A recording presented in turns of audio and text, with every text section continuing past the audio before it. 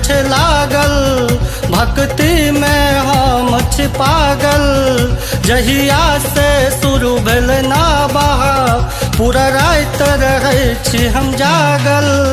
हे बैस गेलै भजन हरे राम यो, दिल में हरे कृष्ण गूंजयो। हे बैस गेलै भजन हरे राम यो, दिल में हरे कृष्ण गूंजयो। भैरव बाबा सने हछ लागल,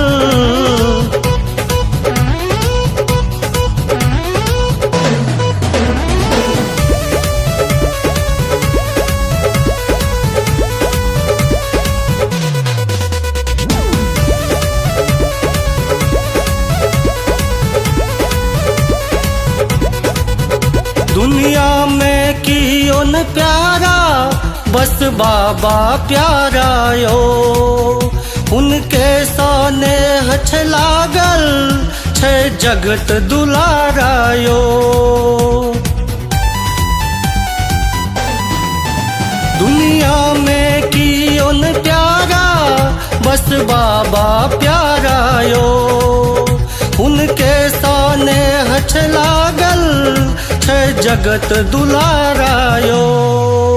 रोज मंदिर में हम जेबै, पान फूल अक्षत चढ़ेबै। बाबा भैरव के नाम लका, मंदिर में घंटी बजेबै। जयकार लगा काधरपुर गाम झूमयो, दिल में हरे कृष्ण गूंजयो। जयकार लगा काधरपुर गाम झूमयो, दिल में हरे कृष्ण गूंजयो। भैरव बाबा से ने हछ लागल,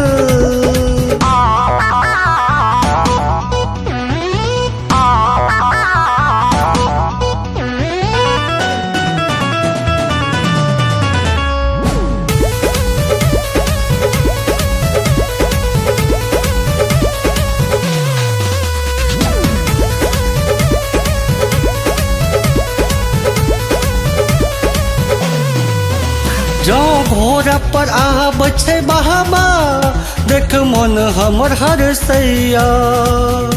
उनके दर्शन करैला नयन तरसैया। जो आब छै घोड़ा पर बाबा, देख मन हमर हरसैया।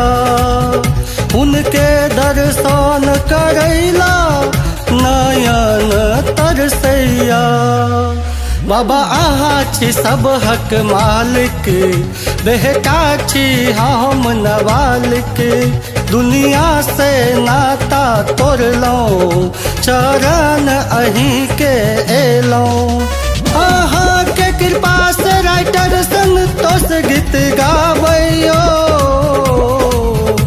दिल में हरे कृष्ण गूंजयो।